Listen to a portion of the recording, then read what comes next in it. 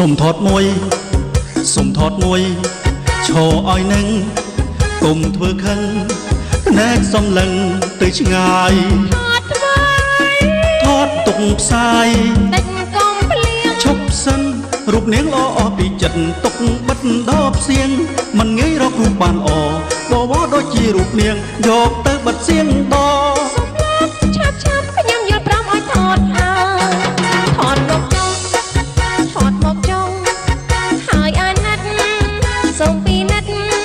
ឲ្យបានចិត្តដល់ដៃកាន់ធ្វើអ្វីកុំចាយឈប់សិនទៅបោកវាឲ្យខ្ទេចទៅរាជាការប្រដៅ